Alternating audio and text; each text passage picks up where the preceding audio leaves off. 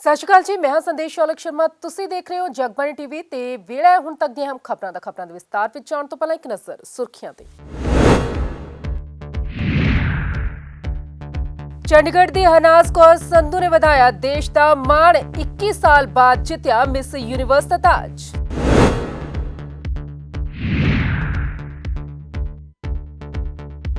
ਚੰਡੀਗੜ੍ਹ ਪਹੁੰਚੇ ਰਾਕੇਸ਼ ਟਿਕੈਤ, ਕਿਹਾ ਮਟਕਾ ਚੌਕ ਦਾ ਨਾਮ ਰੱਖਿਆ ਜਾਵੇਗਾ ਬਾਬਾ ਲਾਭ ਸਿੰਘ ਚੌਕ।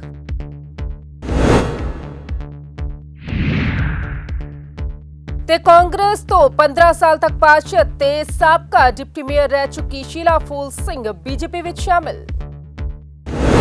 ਤੇ ਹੁਣ ਖਬਰਾਂ ਵਿਸਤਾਰ ਨਾਲ। ਖਬਰਾਂ ਦੀ ਸ਼ੁਰੂਆਤ ਵਿੱਚ ਸਭ ਤੋਂ ਪਹਿਲਾਂ ਗੱਲ ਕਰਾਂਗੇ ਦੇਸ਼ ਦਾ ਮਾਣ ਵਧਾਉਣ ਵਾਲੀ ਭਾਰਤ ਦਿੱਤੀ ਹਰਨਾਜ਼ ਕੌਰ ਸੰਧੂ ਦਾ।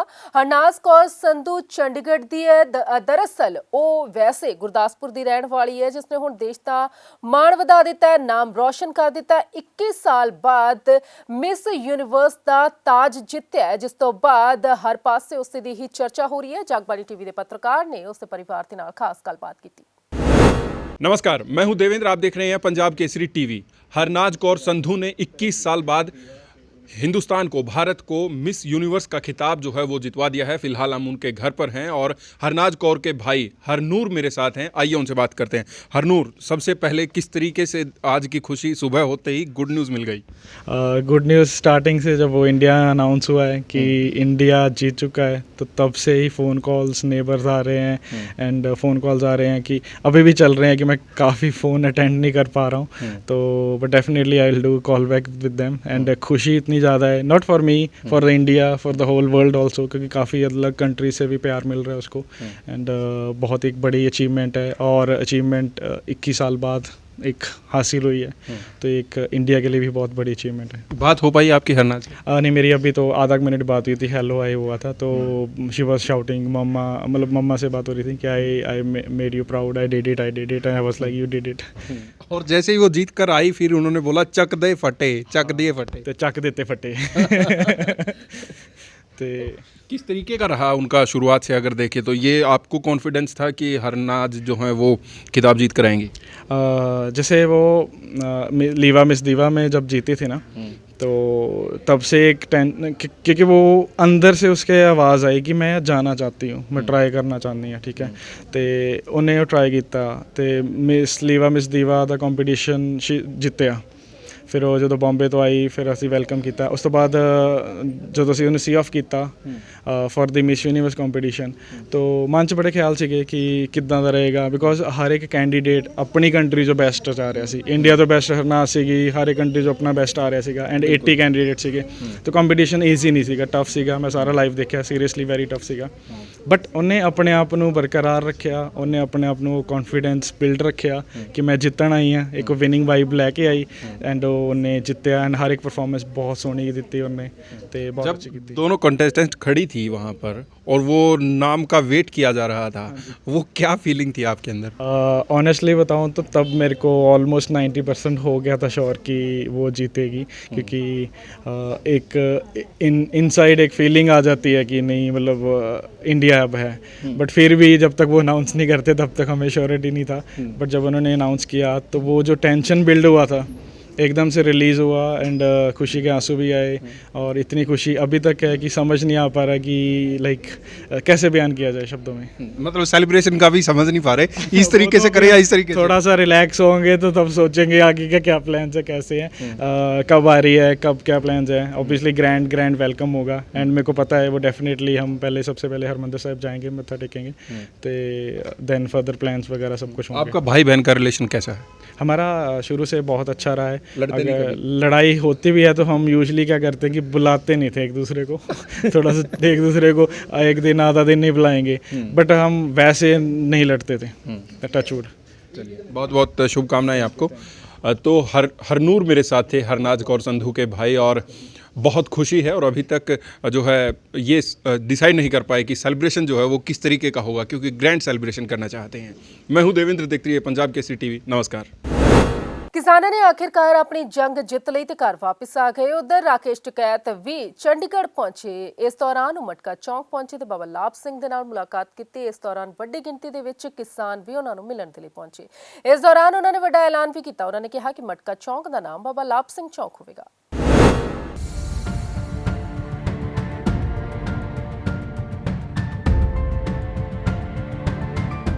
ਐਤਵਾਰ ਦੇਰ ਸ਼ਾਮ ਕਿਸਾਨ ਆਗੂ ਰਾਕੇਸ਼ ਟਿਕੈਤ ਚੰਡੀਗੜ੍ਹ ਪਹੁੰਚੇ, ਜਿੱਥੇ ਕਿ ਮਟਕਾ ਚੌਕ ਦੇ ਕਿਸਾਨ ਅੰਦੋਲਨ ਦੇ ਸਮਰਥਨ 'ਚ ਬੈਠੇ ਬਾਬਾ ਲਾਭ ਸਿੰਘ ਨੂੰ ਵੀ ਉਹ ਮਿਲੇ। ਇਸ ਮੌਕੇ ਤੇ ਸੈਂਕੜੇ ਦੀ ਗਿਣਤੀ ਦੇ ਵਿੱਚ ਕਿਸਾਨ ਉਹਨਾਂ ਨੂੰ ਮਿਲਣ ਦੇ ਲਈ ਪਹੁੰਚੇ ਹੋਏ ਸਨ। ਮਟਕਾ ਚੌਕ ਤੇ ਉਹਨਾਂ ਦਾ ਜ਼ੋਰਦਾਰ ਸਵਾਗਤ ਕੀਤਾ ਗਿਆ। ਇਸ ਮੌਕੇ ਤੇ ਰਾਕੇਸ਼ ਟਿਕੈਤ ਨੇ ਕਿਹਾ ਹੈ ਕਿ ਕਿਸਾਨਾਂ ਦਾ ਸੰਘਰਸ਼ 1 ਸਾਲ ਤੱਕ ਚੱਲਿਆ, ਪਰ ਅੰਤ ਦੇ ਵਿੱਚ ਕਿਸਾਨਾਂ ਦੀ ਜਿੱਤ ਹੋਈ ਹੈ ਤੇ ਇੱਕ ਸਰਕਾਰ ਨੂੰ ਕਿਸਾਨਾਂ ਦੇ ਅੱਗੇ ਝੁਕਣਾ ਪਿਆ। ਉੱਥੇ ਹੀ ਰਾਕੇਸ਼ ਟਿਕੈਤ ਨੇ ਚੋਣਾਂ ਲੜਨ ਦੇ ਮੁੱਦੇ ਤੇ ਗੱਲਬਾਤ ਕਰਦੇ ਹੋਏ ਕਿਹਾ ਹੈ ਕਿ ਇਸ ਬਾਰੇ ਦੇ ਵਿੱਚ ਕਿਸਾਨ ਸੰਗਠਨਾਂ ਦੇ ਵੱਲੋਂ ਫਿਲਹਾਲ ਕੋਈ ਫੈਸਲਾ ਨਹੀਂ ਲਿਆ ਗਿਆ। ਜੋ ਕਿਸਾਨ ਰਾਜਨੀਤੀ ਵਿੱਚ ਜਾਣਾ ਚਾਹੁੰਦੇ ਨੇ ਜਾਂ ਚੋਣਾਂ ਲੜਨਾ ਚਾਹੁੰਦੇ ਨੇ, ਉਹ ਆਪਣੀ ਖੁਦ ਦੀ ਜ਼ਿੰਮੇਵਾਰੀ ਤੇ ਜਿਹਾ ਕਰ ਸਕਦੇ ਨੇ। ਉਹਨਾਂ ਇਹ ਵੀ ਕਿਹਾ ਹੈ ਕਿ ਜੋ ਕਿਸਾਨ ਚੋਣਾਂ ਲੜਨਾ ਚਾਹੁੰਦੇ ਨੇ ਉਹ ਲੜ ਸਕਦੇ ਨੇ, ਪਰ ਰਾਜਨੀਤੀ ਤੋਂ ਦੂਰ ਰਹਿਣਾ ਹੀ ਬਿਹਤਰ होगा। एक साल में देखो राजनीति में किसानों ने बहुत ट्रायल करा पहले, वो सक्सेसफुल नहीं हो पाया। एक प्रेशर ग्रुप का काम हो वहाँ पे कोई तरह की बातें तय नहीं कोई हुई। ये सियासत में आज बीजेपी क्या होता है, बीजेपी चैलेंज कर रही है कि आप लोगों को अगर लोग नहीं पसंद करते हैं, ये मैनिपुलेट किया गया है तो हमारे अरे वे तो वो काम करते हैं ना, वे तो भड़का रहे हैं। आंदोलन प्रेशर ग्रुप का काम है। अभी 1 साल से जो हुआ तो पूरा देश का किसान, मजदूर, आदिवासी जाति धर्म को बुला के हो गया। इलेक्शन लड़ोगे तो जाति धर्म भाषा ये सब चीज आड़ा आएगी और किसी लोगों को वही तजर्बा लेना तो तजर्बा लेके हमारे लिए तो सारे बराबर है। मैं तो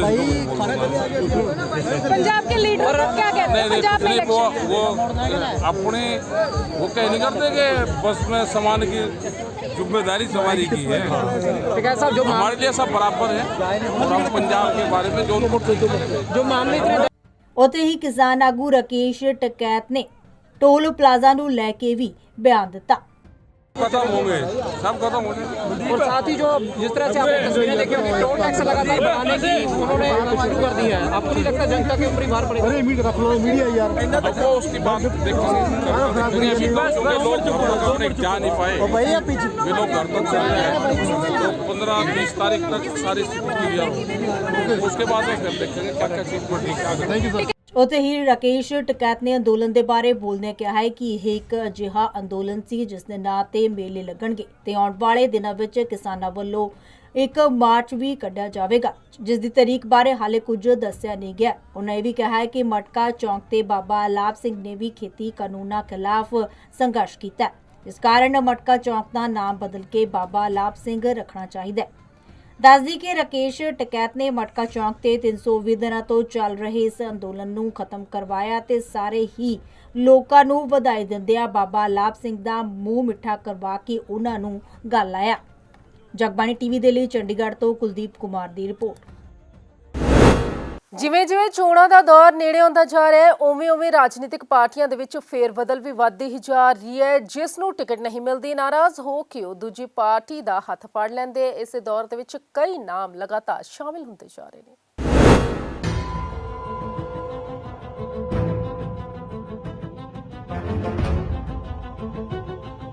ਕਾਂਗਰਸ ਦੇ ਵਿੱਚ 15 ਸਾਲ ਤੱਕ ਕਾਉਂਸਲਰ ਅਤੇ ਸਾਬਕਾ ਡਿਪਟੀ ਮੇਅਰ ਰਹਿ ਚੁੱਕੀ ਸ਼ੀਲਾ ਫੂਲ ਸਿੰਘ ਨੇ ਭਾਜਪਾ ਦਾ ਪੱਲਾ ਫੜ ਲਿਆ, ਜਿਸ ਨਾਲ ਕਾਂਗਰਸ ਨੂੰ ਵੱਡਾ ਝਟਕਾ ਲੱਗਿਆ। ਸ਼ੀਲਾ ਫੂਲ ਸਿੰਘ ਨੇ 3 ਵਾਰ ਕਾਂਗਰਸ ਦੀ ਟਿਕਟ ਉੱਤੇ ਜਿੱਤ ਹਾਸਲ ਕੀਤੀ ਹੈ ਅਤੇ ਇਥੋਂ ਤੱਕ ਕਿ ਜਦੋਂ ਸਾਲ 2016 ਦੇ ਵਿੱਚ ਮੋਦੀ ਲਹਿਰ ਚੱਲ ਰਹੀ ਸੀ ਤਾਂ ਐਮਸੀ ਚੋਣਾਂ ਦੇ ਵਿੱਚ ਉਹ ਜਿੱਤ ਹਾਸਲ ਕਰਨ ਦੇ ਵਿੱਚ ਕਾਮਯਾਬ ਰਹੇ ਸੀ। ਇਸ ਦੇ ਨਾਲ ਕਾਂਗਰਸ ਦੇ ਕਈ ਵਰਕਰਾਂ ਨੇ ਵੀ ਭਾਜਪਾ ਦਾ ਹੱਥ ਫੜ ਲਿਆ ਹੈ। ਇਹਨਾਂ ਵਿੱਚ ਕਾਂਗਰਸ ਦੇ ਸੰਗਠਨ ਸਕੱਤਰ ਪ੍ਰੇਮਪਾਲ ਚੌਹਾਨ ਵੀ ਸ਼ਾਮਲ ਨੇ, ਜਿਨ੍ਹਾਂ ਨੂੰ ਭਾਜਪਾ ਦੇ ਪ੍ਰਧਾਨ ਅਰੁਣ ਸੂਦ ਨੇ ਪਾਰਟੀ ਵਿੱਚ ਜੁਆਇਨ ਕਰਵਾਇਆ ਹੈ। ਇਹ ਸਭ ਕਾਂਗਰਸ ਪਾਰਟੀ ਤੋਂ ਟਿਕਟ ਨਾ ਮਿਲਣ ਤੇ ਨਾਰਾਜ਼ ਚੱਲ ਰਹੇ ਸੀ ਅਤੇ ਟਿਕਟ ਨਾ ਮਿਲਣ ਨੂੰ ਲੈ ਕੇ ਆਪਣੀ ਨਾਰਾਜ਼ਗੀ ਵੀ ਇਹ ਲੋਕ ਜ਼ਾਹਰ ਕਰ ਚੁੱਕੇ ਸੀ। उन सबके बहुत बड़े नेता जो हैं, वरिष्ठ नेता प्रदेश लेवल के आज भारतीय जनता पार्टी में शामिल हुए हैं। मैं आपको यकीन दिलाना चाहता हूं कि भारतीय जनता पार्टी ही एक सर्व समाज की पार्टी है, जिसमें सब वर्गों का, सब जातियों का सम्मान होता है और सही मायने में सबको प्रतिनिधित्व, सबको सम्मान और सबको आदर दिया जाता है। ਇਸ ਮੌਕੇ ਸ਼ੀਲਾ ਫੂਲ ਸਿੰਘ ਦਾ ਕਹਿਣਾ ਸੀ ਕਿ ਉਹ 3 ਵਾਰ ਚੋਣ ਜਿੱਤ ਚੁੱਕੇ ਨੇ ਅਤੇ ਜਨਤਾ ਦਾ ਬੇਹੱਦ ਪਿਆਰ ਵੀ ਉਹਨਾਂ ਨੂੰ ਮਿਲਿਆ ਹੈ ਤੇ ਉਹ ਹੁਣ ਭਾਜਪਾ ਨੂੰ ਜਿਤਾਉਣ ਦੇ ਵਿੱਚ ਆਪਣੇ ਅਣਥੱਕ ਯਤਨ ਕਰਨਗੇ। आज बहुत बहुत धन्यवाद करती हूँ। अरुण सूद मेरे भाई भी हैं, मेरे छोटे वीर भी हैं और एक परिवार भी है। इन्होंने आज मान सम्मान बढ़ाया और जो जितना जनता ने प्यार दिया मुझे, बहुत अच्छा प्यार मिला मुझे। और उसके आगे मैं 3 बार जैसे जीत के आई हूँ। मैं सबसे पहले मेरा धनास था, फिर मैं कझेड़ी 43, 52, 61, तीसरी बार फिर मेरे से 5 नंबर वार्ड से धनास और 25। और मैं विश्वास दिलाती हूँ जी आपसे, अरुण जी मेरे छोटे भाई, बिल्कुल ईमानदारी से और निष्ठा से, बिल्कुल तहे दिल से मतलब काम करूँगी और आपके साथ हैं मिलके चलूँगी। ਇਸ ਦੇ ਨਾਲ ਹੀ ਕਾਂਗਰਸ ਦੇ ਸਾਬਕਾ ਸੰਗਠਨ ਸਕੱਤਰ ਪ੍ਰੇਮਪਾਲ ਚੌਹਾਨ ਨੇ ਕਿਹਾ ਕਿ ਬੀਤੇ 10 ਸਾਲ ਤੋਂ ਉਹ ਕਾਂਗਰਸ ਦੇ ਵਿੱਚ ਸੀ, ਲੇਕਿਨ ਕਾਂਗਰਸ ਦੇ ਵਿੱਚ ਪਰਿਵਾਰਵਾਦ ਆਪਣੀ ਸੀਮਾ ਤੇ ਹੈ ਤੇ ਕਾਂਗਰਸੀ ਆਗੂ ਪਵਨ ਬਾਂਸਲ ਆਪਣੇ ਬੇਟੇ ਨੂੰ MP ਅਤੇ ਸੁਭਾਸ਼ ਚਾਵਲਾ ਆਪਣੇ ਬੇਟੇ ਨੂੰ ਮੇਅਰ ਬਣਾਉਣਾ ਚਾਹੁੰਦੇ ਨੇ, ਲੇਕਿਨ ਕਾਂਗਰਸ ਦੇ ਇਹਨਾਂ ਆਗੂਆਂ ਨੂੰ ਖਮਿਆਜ਼ਾ ਭੁਗਤਣਾ ਪਵੇਗਾ। वो संगठन को चलाने का अंतर है। कांग्रेस पार्टी परिवारवाद की जो राजनीति करती है और इसीलिए कहीं ना कहीं पूरे देश से ख़त्म होती जा रही है। और बीजेपी की जो सोच है वो कार्यकर्ता को मजबूत और संगठन को मजबूत करने का काम करती है। इसकी एक जीती जागती मिसाल जो मैंने देखी वो हमारे अध्यक्ष जी अरुण सूद जी ने की है। जिस तरीके से सुभाष चावला जी ने खुद की सीट के लिए भी तैयारी कर रखी थी और अपने बेटे को भी टिकट देने की तैयारी की थी, और अध्यक्ष होते होते अपने बेटे को भी लड़ा रहे हैं वो। अब पवन कुमार बंसल जी इतने बड़े अहदे पे बैठने के बाद भी मनीष बंसल को बिना किसी पदाधिकारी के सभाओं में भेज रहे हैं, आने वाले चुनाव के लिए तैयारी कर रहे हैं। मतलब वो त्याग नहीं देना चाहते, परिवार में ही सारी चीज़ रखना चाहते हैं। तो इस तरीके से जो अरुण सूद जी का जो त्याग है अपने वार्ड से, ये एक मिसाल है, क्योंकि ये युवाओं की पार्टी है, युवाओं को महत्व देती है। अरुण सूद जी ने अपनी जीती हुई सीट युवा अध्यक्ष को जो दी है, इसके लिए मैं अरुण सूद जी का बहुत बहुत धन्यवाद करता हूँ। ये बहुत बड़ी बात है। ਜਗਬਾਣੀ ਟੀਵੀ ਲਈ ਚੰਡੀਗੜ੍ਹ ਤੋਂ ਭਗਵਤ ਸਿੰਘ ਦੀ ਰਿਪੋਰਟ। ਚੰਡੀਗੜ੍ਹ ਦੇ ਵਿੱਚ ਨਗਰ ਨਿਗਮ ਦੀਆਂ ਚੋਣਾਂ ਨੇ ਤੇ ਇਸ ਨੂੰ ਲੈ ਕੇ ਹਰ ਪਾਸੇ ਰਾਜਨੀਤੀ ਗਰਮਾਈ ਹੋਈ ਹੈ ਤੇ ਹੁਣ ਮੁੱਦਾ ਛਿੜ ਪਿਆ ਹੈ ਕਿਰਨ ਖੇਰ ਦਾ। ਕਿਰਨ ਖੇਰ ਦੀ ਗੁੰਮਸ਼ੁਦਗੀ ਨੂੰ ਲੈ ਕੇ ਸਵਾਲ ਖੜੇ ਹੋ ਰਹੇ ਨੇ। ਦਰਅਸਲ ਵਿਰੋਧੀ ਪਾਰਟੀਆਂ ਕਹਿ ਰਹੀਆਂ ਨੇ ਕਿ ਪਿਛਲੇ 2 ਸਾਲ ਤੋਂ ਕਿਰਨ ਖੇਰ ਕਿਤੇ ਨਜ਼ਰ ਹੀ ਨਹੀਂ ਆਏ।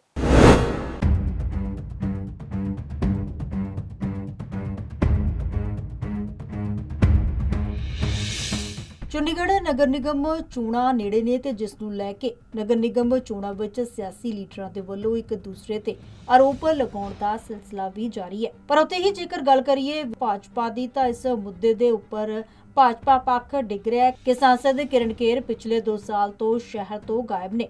ਉਹ ਸ਼ਹਿਰ ਦੇ ਕਿਸੇ ਵੀ ਵਿਕਾਸ ਕੰਮਾਂ ਦੇ ਵਿੱਚ ਸ਼ਾਮਿਲ ਨਹੀਂ ਹੋ ਰਹੇ ਤੇ ਨਾ ਹੀ ਲੋਕਾਂ ਦੇ ਵਿੱਚ ਉਹ ਵਿਚਰਦੇ ਨੇ। कोरोना काल विच जदों लोग भी मुसीबत दे विच सन तां उस दौरान भी मैडम किरण खेर किते भी नज़र नहीं आई ते जिस दे संबंध विच भाजपा वल्लों यह गल कही जा रही है कि वो बीमार ने ते मुंबई विच उन्हां दा इलाज चल रहा है कि किरण खेर कैंसर तो पीड़ित ने ते उन्हां दा इलाज मुंबई दे हस्पताल दे विच चल रहा है, जिस नूं लैके विरोधी पार्टियां यानी कि कांग्रेस अते आम आदमी पार्टी दे वल्लों किरण खेर दे गायब होण दा मुद्दा नगर निगम चोण विच चुक्या जा रहा है। हमारा मुकाबला आज की डेट में बीजेपी से है। कांग्रेस तो कहीं दिखती नहीं है। आपने शहर में भी देख लिया होगा, कांग्रेस का तो अभी कैंपेन स्टार्ट भी नहीं हुई प्रैक्टिकली। हाँ, बीजेपी के साथ हमारा मुकाबला ज़रूर है आज। तो बीजेपी के जो मेन सांसद है किरण खेर जी, तो वो भी चंडीगढ़ में कहीं दिखाई नहीं देती। अब टीवी पे नहीं, वो तो 2.5 साल से नहीं दिखाई दे रहे। तो अब टीवी पे उनका प्रोमो आ रहा है। तो चंडीगढ़ में इलेक्शन है, तो आप वर्चुअल मोड में इलेक्शन करा रहे हो तो अलग बात है। अगर वर्चुअल मोड में आप पब्लिसिटी कर रहे हो या वर्चुअल मोड में आप कैंपेन कर रहे हो तो अलग बात है, लेकिन ग्राउंड पे तो कोई नहीं दिखाई दे रहा ना इस वक्त। और इनको आम आदमी पार्टी का इतना डर है इस वक्त बीजेपी को कि यूपी से योगी जी तक को यहाँ लेकर आ रहे हैं। तो आप उससे से देख लो, हमारे तो लोकल लीडर ही सारा इलेक्शन कैंपेन संभाल रहे हैं। नहीं, टीवी पे उनका प्रोमो आ रहा है, टीवी पे दिखाई दे रही है किरण खेर जी। तो उसका तो अब मैं तो कुछ नहीं जवाब दे सकता ना। तो नहीं, टीवी पे देख सकते हो, वो क्यों नहीं लोकल में क्यों नहीं आते? अगर टीवी पे आ सकते हैं, वहाँ पे अपने शो भी अटेंड कर सकते हैं, तो यहाँ पे आके उनको पार्टी के साथ खड़े होना चाहिए ना। जनता के साथ तो खड़े नहीं, ना पार्टी के साथ खड़े हैं इस वक्त। आपको ऐसा नहीं लगता कि जिस वक्त चंडीगढ़ को उनकी ज़रूरत थी, चंडीगढ़ में नहीं दिखे, लेकिन टीवी के प्रोमो पे दिख रहे हैं? नहीं भैया, सारा चंडीगढ़, ये तो सवाल पूछ रहे हैं कि चंडीगढ़ में तो जो लोकल एमपी हैं हमारे, वो तो गायब भी हो गए। ठीक है, बीमारी हुई है, उस हम भी चाहते हैं कि वो जल्दी से जल्दी स्वस्थ हों, लेकिन अगर वो आने की कंडीशन में है चंडीगढ़ में, तो उनको आना चाहिए। ਉੱਥੇ ਹੀ ਕਾਂਗਰਸ ਪ੍ਰਧਾਨ ਸੁਭਾਸ਼ ਚਾਵਲਾ ਨੇ ਵੀ ਕਿਹਾ ਹੈ ਕਿ ਭਾਜਪਾ ਹਰ ਚੀਜ਼ ਦੇ ਲਈ ਜ਼ਿੰਮੇਵਾਰ ਕਾਂਗਰਸ ਨੂੰ ਠਹਿਰਾਉਂਦੀ ਹੈ, ਜਦੋਂ ਕਿ ਉਹਨਾਂ ਦੀ ਖੁਦ ਦੀ ਸੰਸਦ ਸ਼ਹਿਰ ਤੋਂ ਗਾਇਬ ਹੈ।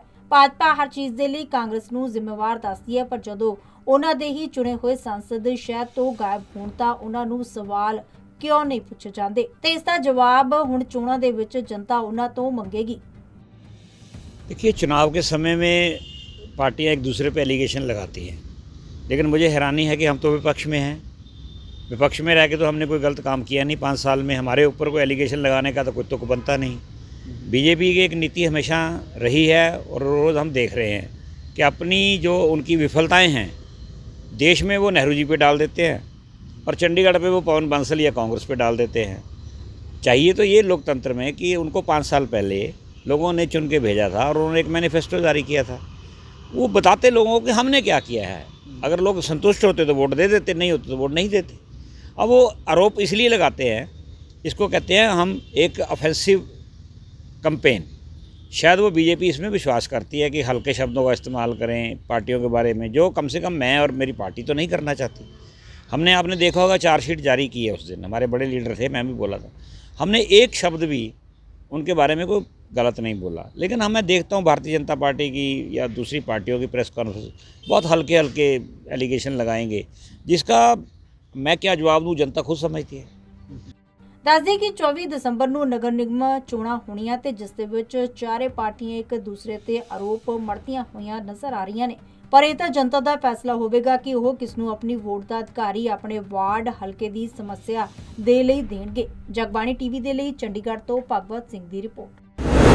ਚੰਡੀਗੜ੍ਹ ਦੇ ਵਿੱਚ ਇੱਕ ਇਲਾਕਾ ਹੈ ਰਾਮ ਦਰਬਾਰ, ਜਿੱਥੇ ਲੋਕਾਂ ਨੂੰ ਕਈ ਤਰ੍ਹਾਂ ਦੀਆਂ ਸਮੱਸਿਆਵਾਂ ਦੇ ਨਾਲ ਦੋ ਚਾਰ ਹੋਣਾ ਪੈਂਦਾ ਹੈ, ਪਰ ਇੰਨੇ ਦਿਨੀ ਉਹਨਾਂ ਦੀ ਸਭ ਤੋਂ ਵੱਡੀ ਦਿੱਕਤ ਹੈ ਲਾਵਾਰਿਸ ਮਵੇਸ਼ੀ, ਜਿਨ੍ਹਾਂ ਦੇ ਕਰਕੇ ਉਹਨਾਂ ਨੂੰ ਕਾਫੀ ਜ਼ਿਆਦਾ ਪਰੇਸ਼ਾਨੀਆਂ ਦਾ ਸਾਹਮਣਾ ਕਰਨਾ ਪੈ ਰਿਹਾ ਤੇ ਇਹਨਾਂ ਹੀ ਪਰੇਸ਼ਾਨੀਆਂ ਦਾ ਹੱਲ ਕਢਵਾਉਣ ਦੇ ਲਈ ਉਹਨਾਂ ਨੇ ਪ੍ਰਸ਼ਾਸਨ ਅੱਗੇ ਗੁਹਾਰ ਲਗਾਈ ਹੈ।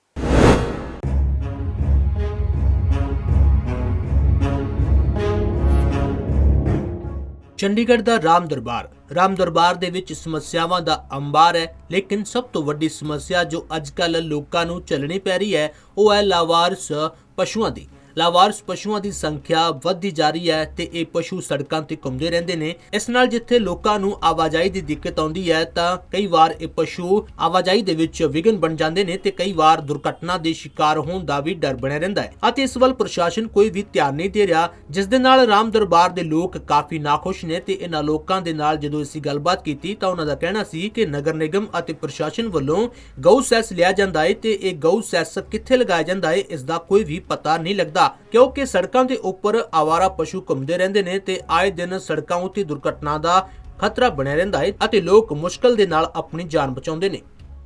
वो इस तरफ बिल्कुल बेअंदाज बेनज़र है, वो जिनकी तरफ ध्यान ही नहीं है।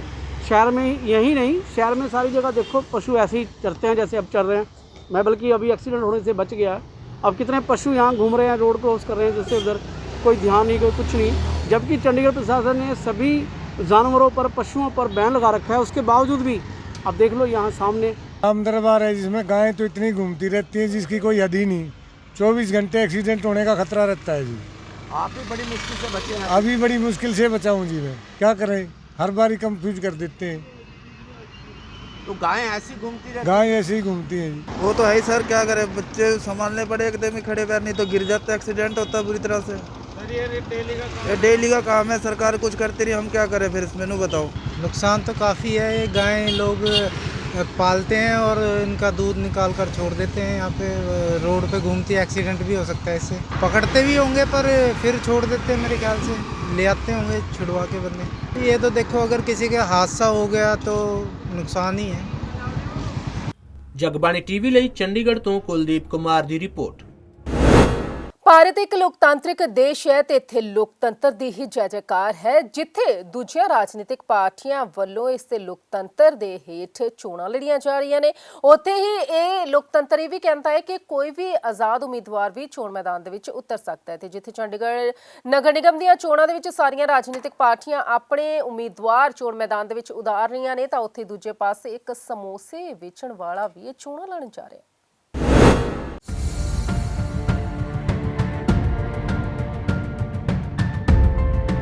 लोकतंत्र की खूबसूरती है कि इस विच कोई भी हिस्सा ले सकता है। दरअसल सिटी ब्यूटीफुल च 24 दसंबर ਨੂੰ ਚੰਡੀਗੜ੍ਹ ਨਗਰ ਨਿਗਮ ਦੀਆਂ ਚੋਣਾਂ ਹੋਣ ਵਾਲੀਆਂ ਨੇ ਤੇ ਚੰਡੀਗੜ੍ਹ ਨਗਰ ਨਿਗਮ ਚੋਣਾਂ ਦੇ ਵਿੱਚ ਭਾਜਪਾ, ਕਾਂਗਰਸ, ਆਮ ਆਦਮੀ ਪਾਰਟੀ ਅਤੇ ਸ਼੍ਰੋਮਣੀ ਅਕਾਲੀ ਦਲ ਤੋਂ ਇਲਾਵਾ ਕਈ ਆਜ਼ਾਦ ਉਮੀਦਵਾਰ ਵੀ ਚੋਣ ਮੈਦਾਨ ਦੇ ਵਿੱਚ ਉਤਰੇ ਨੇ। ਇਹਨਾਂ ਚੋਂ ਇੱਕ ਅਜਿਹੇ ਆਜ਼ਾਦ ਉਮੀਦਵਾਰ ਦੀ ਅਸੀਂ ਗੱਲ ਕਰਨ ਜਾ ਰਹੇ ਹਾਂ ਜੋ ਕਿ ਬਾਪੂ ਧਾਮ ਕਲੋਨੀ ਦੇ ਵਿੱਚ ਸਮੋਸੇ ਬਣਾਉਣ ਦਾ ਕੰਮ ਕਰਦਾ ਹੈ। ਸਮੋਸੇ ਪਕੌੜੇ ਬਣਾ ਕੇ ਹੀ ਇਹ ਆਪਣੇ ਘਰ ਦਾ ਗੁਜ਼ਰ ਬਸਰ ਕਰਦਾ ਹੈ। ਸੁਣੋ ਕੀ ਕਹਿਣਾ ਹੈ ਇਸ ਆਜ਼ਾਦ ਉਮੀਦਵਾਰ ਦਾ। मैं अपनी शेर की छाती ठोक के कहना चाहूँगा कि अगर मैं अपने नगर निगम के तहत कार्य करने में विफल रहता हूँ तो मेरे लिए आने वाले 5 साल के बाद हर घर के बाहर मुझे धक्के मार के भगाना चाहिए और जूते की माला रखनी चाहिए। और मैं मीडिया के माध्यम से जाते जाते इतना भी कहना चाहूँगा कि अगर आप लोगों का प्यार और सहयोग मुझे इस चुनाव में मिलता है तो मैं पूरी कर्म निष्ठा के साथ अपनी जिम्मेवारी को निभाऊँगा और जो भी मुझे तनख्वाह मिलेगी मैंने वो तक पूरे वचन और निष्ठा के साथ कह दिया है कि मैं बच्चों की पढ़ाई पर दे दूंगा या किसी गरीब बिटिया की शादी में दे दूंगा। अगर कोई नहीं लेना चाहेगा तो भंडारे में दे दूंगा। मेरे लिए नगर निगम का पैसा और बापू धाम के भविष्य और बापू धाम को बेचकर खाना मेरे लिए हराम है और मैं इन्हीं कर्म निष्ठा भाव के साथ निस्वार्थ सेवा के साथ चुनाव में उतरा हूँ। बापू धाम को पहले ही दिन से आपके सामने दिखाऊंगा कि 1 नंबर का काम किस प्रकार किया जाता है। और आज तक कोरोना काल में भी हमें जो लज्जित की निगाहों से देखा गया है बाहर, मैं उन सब चीज़ों में भी बहुत अच्छे सुधार करूंगा और ताकि मेरे बापू धाम का नाम आने वाले शहर में सबसे टॉप में सफाई में या सुरक्षा व्यवस्था या महिला सुरक्षा जिस भी वर्ग में हमारा नाम गिना जाए तो सबसे टॉप वर्ग में बापू धाम का नाम गिना जाए। ਜਿੱਥੇ ਇੱਕ ਪਾਸੇ ਅਖਿਲੇਸ਼ ਸਕਸੇਨਾ ਸਮੋਸੇ ਪਕੌੜੇ ਬਣਾਉਂਦਾ ਹੈ ਤਾਂ ਦੂਜੇ ਪਾਸੇ ਆਪਣਾ ਪ੍ਰਚਾਰ ਵੀ ਕਰਦਾ ਹੋਇਆ ਨਜ਼ਰ ਆ ਰਿਹਾ ਹੈ। ਅਖਿਲੇਸ਼ ਦਾ ਕਹਿਣਾ ਹੈ ਕਿ ਉਸ ਦਾ ਚੋਣ ਵਿੱਚ ਖੜਨ ਦਾ ਸਿਰਫ ਇੱਕ ਹੀ ਮਕਸਦ ਹੈ, ਬਾਪੂ ਧਾਮ ਕਲੋਨੀ ਦਾ ਵਿਕਾਸ ਕਰਨਾ। ਤੇ ਉਸ ਦਾ ਇਹ ਵੀ ਕਹਿਣਾ ਹੈ ਕਿ ਜੇਕਰ ਇਹ ਕੰਮ ਇਸ ਤੋਂ ਪਹਿਲਾਂ ਕੌਂਸਲਰਾਂ ਨੇ ਕੀਤਾ ਹੁੰਦਾ ਤਾਂ ਉਹ ਚੋਣ ਮੈਦਾਨ ਦੇ ਵਿੱਚ ਨਾ ਉਤਰਦਾ। ਅੱਜ ਬਾਪੂ ਧਾਮ ਦੀ ਤਸਵੀਰ ਕੁਝ ਹੋਰ ਹੀ ਹੁੰਦੀ, ਪਰ ਇਸ ਕਲੋਨੀ ਵਿੱਚ ਥਾਂ-ਥਾਂ ਸਮੱਸਿਆਵਾਂ ਦਾ ਅੰਬਾਰ ਲੱਗਿਆ ਹੋਇਆ ਹੈ ਜਿਸ ਵੱਲ ਕਿਸੇ ਨੇ ਵੀ ਧਿਆਨ ਨਹੀਂ ਦਿੱਤਾ। ਉਸ ਦਾ ਕਹਿਣਾ ਹੈ ਕਿ ਜੇਕਰ ਉਹ ਇਹ ਚੋਣਾਂ ਜਿੱਤਦਾ ਹੈ ਤਾਂ ਉੱਥੇ ਆ ਰਹੀਆਂ ਸਮੱਸਿਆਵਾਂ ਦਾ ਹੱਲ ਹੋਵੇਗਾ ਤੇ ਨਾਲ ਹੀ ਉਸ ਦੇ ਵੱਲੋਂ ਜਨਤਾ ਨੂੰ ਇਹ ਵੀ ਗੱਲ ਕਹੀ ਜਾ ਰਹੀ ਹੈ ਕਿ ਜੇਕਰ ਉਸਨੇ ਇਹ ਕੰਮ ਨਾ ਕੀਤਾ ਤਾਂ ਲੋਕ ਉਸ ਨੂੰ ਸਜ਼ਾ ਦੇਣ। ਜਗਬਾਣੀ ਟੀਵੀ ਚੰਡੀਗੜ੍ਹ ਦੇ ਲਈ ਭਗਵਤ ਸਿੰਘ ਦੀ ਰਿਪੋਰਟ। ਉਧਰ ਰੋਡਵੇਜ਼ ਕਰਮਚਾਰੀਆਂ ਵੱਲੋਂ ਪ੍ਰਦਰਸ਼ਨ ਕੀਤਾ ਗਿਆ। ਇਹਨਾਂ ਦਾ ਕਹਿਣਾ ਹੈ ਕਿ ਇਹਨਾਂ ਦੀਆਂ ਮੰਗਾਂ ਨੂੰ ਮੰਨਿਆ ਹੀ ਨਹੀਂ ਜਾ ਰਿਹਾ, ਉਹਨਾਂ ਨੂੰ ਪੱਕੇ ਕੀਤਾ ਹੀ ਨਹੀਂ ਜਾ ਰਿਹਾ। ਸਰਕਾਰ ਹਰ ਵਾਰ ਕੋਈ ਨਾ ਕੋਈ ਬਹਾਨਾ ਲਗਾ ਕੇ ਟਾਲ ਦਿੰਦੀ ਹੈ। ਪੰਜਾਬ ਰੋਡਵੇਜ਼ ਦੇ ਕੱਚੇ ਮੁਲਾਜ਼ਮਾਂ ਵੱਲੋਂ ਆਪਣੀਆਂ ਹੱਕੀ ਮੰਗਾਂ ਲਈ ਲਗਾਤਾਰ ਸੰਘਰਸ਼ ਕੀਤਾ ਜਾ ਰਿਹਾ ਹੈ ਤੇ ਹੁਣ ਪੰਜਾਬ ਦੇ ਮੁੱਖ ਮੰਤਰੀ ਚਰਨਜੀਤ ਸਿੰਘ ਚੰਨੀ ਨਾਲ ਇਹਨਾਂ ਮੁਲਾਜ਼ਮਾਂ ਦੀ ਜਥੇਬੰਦੀ ਦੇ ਆਗੂਆਂ ਦੀ ਇੱਕ ਮੀਟਿੰਗ 14 ਦਸੰਬਰ ਨੂੰ ਹੋਣ ਜਾ ਰਹੀ ਹੈ ਤੇ ਇਹਨਾਂ ਮੁਲਾਜ਼ਮਾਂ ਦੇ ਮੁਤਾਬਿਕ ਉਹਨਾਂ ਨੂੰ ਪੱਕਾ ਕੀਤਾ ਜਾਣਾ ਚਾਹੀਦਾ ਹੈ ਤੇ ਸਰਕਾਰ ਉਹਨਾਂ ਨੂੰ ਹਰ ਕੈਬਨਿਟ ਮੀਟਿੰਗ ਤੋਂ ਪਹਿਲਾਂ ਭਰੋਸਾ ਦਿੰਦੀ ਹੈ ਕਿ ਉਹਨਾਂ ਨੂੰ ਪੱਕਾ ਕੀਤਾ ਜਾਵੇਗਾ, ਲੇਕਿਨ ਅਜੇ ਤੱਕ ਉਹਨਾਂ ਦੀ ਇਹ ਮੰਗ ਪੂਰੀ ਨਹੀਂ ਕੀਤੀ ਗਈ। ਉਹਨਾਂ ਇਹ ਵੀ ਕਿਹਾ ਹੈ ਕਿ ਟਰਾਂਸਪੋਰਟ ਮੰਤਰੀ ਵੱਲੋਂ ਇਹ ਬਿਆਨ ਦਿੱਤਾ ਗਿਆ ਸੀ ਕਿ ਮੁਲਾਜ਼ਮਾਂ ਨੂੰ ਹੜਤਾਲ ਤੇ ਜਾਣ ਕਾਰਨ ਪੱਕਾ ਨਹੀਂ ਕੀਤਾ ਗਿਆ ਸੀ। ਕਿਉਂਕਿ ਪੰਜਾਬ ਸਰਕਾਰ ਨਾਲ ਕੱਲ੍ਹ ਨੂੰ ਸਾਡੀ ਬੜੀ ਅਹਿਮ ਮੀਟਿੰਗ ਆ ਜਿਹਦੇ 'ਚ ਪੰਜਾਬ ਦੇ ਮੁੱਖ ਮੰਤਰੀ ਜੀ 12:30 ਵਜੇ ਸਾਡੇ ਨਾਲ ਬੈਠ ਰਹੇ ਨੇ। ਸੋ ਉਸ ਤੋਂ ਬਾਅਦ ਕੈਬਨਿਟ ਦੀ ਮੀਟਿੰਗ ਵੀ ਆ। ਪਿਛਲੀ ਕੈਬਨਿਟ ਮੀਟਿੰਗ 'ਚ ਪੰਜਾਬ ਦੇ ਟਰਾਂਸਪੋਰਟ ਮਿਨਿਸਟਰ ਨੇ ਇਹ ਗੱਲ ਕੀਤੀ ਸੀ ਕਿ ਅਸੀਂ ਇਹਨਾਂ ਨੂੰ ਪੱਕੇ ਤਾਂ ਨਹੀਂ ਕਰ ਰਹੇ ਅੱਜ ਦੀ ਕੈਬਨਿਟ ਮੀਟਿੰਗ 'ਚ ਵੀ ਇਹ ਹੜਤਾਲ 'ਤੇ ਚਲੇ ਗਏ। ਸੋ ਅਸੀਂ ਮੀਡੀਆ ਦੇ ਮਾਧਿਅਮ ਰਾਹੀਂ ਇਹ ਦੱਸਣਾ ਚਾਹੁੰਦੇ ਹਾਂ ਕਿ ਅਸੀਂ ਪਿਛਲੇ 70 ਤੋਂ 72 ਦਿਨ ਹਰ ਵਾਰ ਮੀਟਿੰਗ ਕਰਦੇ ਉਹਨਾਂ ਨਾਲ ਧਰਨਾ ਮੁਜ਼ਾਹਰਾ ਰੱਖਦੇ ਹਾਂ, ਮੀਟਿੰਗ ਕਰਦੇ ਹਾਂ, ਪੋਸਟਪੋਨ ਕਰ ਲੈਂਦੇ ਹਾਂ। ਸੋ ਉੱਥੇ ਇਹੀ ਗੱਲ ਸੁਣਨ ਨੂੰ ਮਿਲਦੀ ਸੀ ਵੀ ਇਸ ਕੈਬਨਿਟ ਮੀਟਿੰਗ 'ਚ ਤੁਹਾਨੂੰ ਪੱਕੇ ਕਰ ਦਾਂਗੇ, ਇਸ ਕੈਬਨਿਟ ਮੀਟਿੰਗ 'ਚ ਤੁਹਾਨੂੰ ਪੱਕੇ ਕਰ ਦਾਂਗੇ। ਜਿਹੜੀ ਵੀ ਪਹਿਲੀ ਕੈਬਨਿਟ ਮੀਟਿੰਗ ਉਹ ਤੁਹਾਨੂੰ ਪੱਕੇ ਇਸ ਤੋਂ ਬਿਨਾਂ ਜਥੇਬੰਦੀ ਦੇ ਆਗੂ ਨੇ ਦੱਸਿਆ ਕਿ ਜੇ ਸਰਕਾਰ ਨੇ ਉਹਨਾਂ ਦੀ ਮੰਗ ਨੂੰ ਨਾ ਪੂਰਾ ਕੀਤਾ ਤਾਂ ਆਉਣ ਵਾਲੀ 15 ਤਾਰੀਖ ਤੋਂ ਗੁਪਤ ਐਕਸ਼ਨ ਅਮਲ ਵਿੱਚ ਲਿਆਂਦੇ ਜਾਣਗੇ। ਉਹਨਾਂ ਕਿਹਾ ਹੈ ਕਿ ਸਰਕਾਰ ਨੇ 36000 ਮੁਲਾਜ਼ਮਾਂ ਨੂੰ ਪੱਕਾ ਕਰਨ ਦਾ ਵਾਅਦਾ ਕੀਤਾ ਸੀ, ਲੇਕਿਨ ਰੋਡਵੇਜ਼ ਮੁਲਾਜ਼ਮਾਂ ਨੂੰ ਪੱਕਾ ਨਹੀਂ ਕੀਤਾ ਜਾ ਰਿਹਾ। ਲੇਕਿਨ ਉਹਨਾਂ ਦੀ ਮੰਗ ਹੈ ਕਿ ਉਹਨਾਂ ਨੂੰ ਪੱਕਾ ਕੀਤਾ ਜਾਵੇ, ਨਹੀਂ ਤਾਂ ਉਹਨਾਂ ਵੱਲੋਂ ਉਲੀਕੇ ਹੋਏ ਗੁਪਤ ਐਕਸ਼ਨ ਕੀਤੇ ਜਾਣਗੇ। ਸਾਡੇ ਸੰਘਰਸ਼ ਨੂੰ ਸਪੋਰਟ ਪੂਰੇ ਪੰਜਾਬ ਦੇ ਜਿੰਨੀਆਂ ਵੀ ਜਥੇਬੰਦੀਆਂ, ਚਾਹੇ ਉਹ ਕਿਸਾਨ ਜਥੇਬੰਦੀਆਂ, ਚਾਹੇ ਮਜ਼ਦੂਰ ਮੁਲਾਜ਼ਮ ਜਥੇਬੰਦੀਆਂ, ਉਹਨਾਂ ਵੱਲੋਂ ਕੀਤੀ ਗਈ ਆ। ਕਿਤੇ ਇਹ ਨਾ ਹੋਵੇ ਕਿ ਆਉਣ ਵਾਲੇ ਦਿਨਾਂ 'ਚ ਸਾਡੇ ਸਿੰਘ ਫਿਰ ਉਹ ਜਿਹੜੀ ਨਜਾਇਜ਼ ਕਾਰਵਾਈਆਂ ਕਰ ਰਹੀ ਮੈਨੇਜਮੈਂਟ ਉਹਦੇ ਨਾਲ ਫਸਣ, ਕਿਉਂਕਿ ਉਹਨਾਂ ਵੱਲੋਂ ਇੱਕ ਭਰਤੀ ਰੱਖ ਕੇ ਆਊਟਸੋਰਸਿੰਗ ਦੀ ਤੇ ਸਿੱਧਾ ਹੀ ਕਾਗਜ਼ ਪੱਤਰ ਚੈੱਕ ਕਰਕੇ ਸਟੇਅਰਿੰਗਾਂ ਤੇ ਪਾਉਣ ਦੀ ਕੋਸ਼ਿਸ਼ ਵੀ ਕਰਦੀ ਕਿ ਤੁਹਾਨੂੰ ਡਰਾਈਵਰ ਭਰਤੀ ਕਰ ਲਿਆ। ਕੋਈ ਡਰਾਈਵਰੀ ਟ੍ਰਾਇਲ ਨਹੀਂ, ਕੋਈ ਮਾਊਆਂ ਨੇ ਟੈਸਟ ਨਹੀਂ ਲੈਣਾ, ਕੋਈ ਉਹਨਾਂ ਨੂੰ ਟ੍ਰੇਨਿੰਗ ਸਕੂਲ ਚੰਡੀਗੜ੍ਹ 'ਚ ਨਹੀਂ ਭੇਜਣਾ। 15 ਦਿਨ ਦੀ ਟ੍ਰੇਨਿੰਗ ਹੁੰਦੀ ਆ। ਅੱਜ ਤੁਸੀਂ ਪੇਪਰ ਜਮ੍ਹਾਂ ਕਰਾਓ, 50000 ਰੁਪਇਆ ਸਾਨੂੰ ਰਿਸ਼ਵਤ ਦਿਓ, ਕਹਿੰਦੇ ਅਫਸਰ, ਕਹਿੰਦੇ ਅਧਿਕਾਰੀ ਕਹਿੰਦੇ ਆ ਜਿਹੜੇ ਬੈਠੇ ਉਹਨਾਂ ਦੇ ਠੇਕੇਦਾਰ ਦੇ ਕਿ 50000 ਸਾਨੂੰ ਰਿਸ਼ਵਤ ਦਿਓ, ਸਵੇਰੇ ਜਾ ਕੇ ਬੱਸਾਂ ਦੇ ਸਟੇਅਰਿੰਗ ਤੇ ਬਹਿ ਜਾਓ। ਸੋ ਉਸ ਚੀਜ਼ ਨਾਲ ਕਿਤੇ ਨਾ ਕਿਤੇ ਉਹ ਡਰਾਈਵਰ ਹੈ ਜਾਂ ਨਹੀਂ ਹੈ, ਲਾਇਸੈਂਸ ਦੇ ਤੌਰ ਤੇ ਉਹਨਾਂ ਨੂੰ ਨਾ ਵਰਤਿਆ ਜਾਵੇ, ਨਾ ਉਹਨਾਂ ਨੂੰ ਭਰਤੀ ਕੀਤਾ ਜਾਵੇ। ਕਿਤੇ ਇਹ ਨਾ ਹੋਵੇ ਕਿ ਆਉਣ ਵਾਲੇ ਦਿਨਾਂ ਦੇ ਵਿੱਚ ਪੰਜਾਬ ਦੀ ਜਨਤਾ ਨੂੰ ਵੱਡਾ ਖਮਿਆਜਾ ਭੁਗਤਣਾ ਪਵੇ, ਬੱਸਾਂ ਕਿਸੇ ਨਹਿਰ 'ਚ ਪਲਟੀਆਂ ਹੋਣ ਜਾਂ ਰੋਡਾਂ ਤੇ ਮੁੱਧੀਆਂ ਪਈਆਂ ਹੋਣ, ਕਿਉਂਕਿ ਜਿਹਨੂੰ ਡਰਾਈਵਰੀ ਟ੍ਰਾਇਲ ਹੀ ਲਿਆ, ਪਤਾ ਹੀ ਨਹੀਂ ਵੀ ਡਰਾਈਵਰ ਹੈ ਕਿ ਨਹੀਂ ਡਰਾਈਵਰ, ਉਹ ਬੰਦ ਕੀਤੀਆਂ ਜਾਣ। ਸੋ ਸਾਡੀ ਸਰਕਾਰ ਨੂੰ ਚੇਤਾਵਨੀ ਆ ਕਿ ਤੁਰੰਤ ਇਹੋ ਜਿਹੀਆਂ ਜਿਹੜੀਆਂ ਗੈਰ ਕਾਨੂੰਨੀ ਕਾਰਵਾਈਆਂ ਨੂੰ ਬੰਦ ਕੀਤਾ ਜਾਵੇ। Bureau report, Jagbani TV.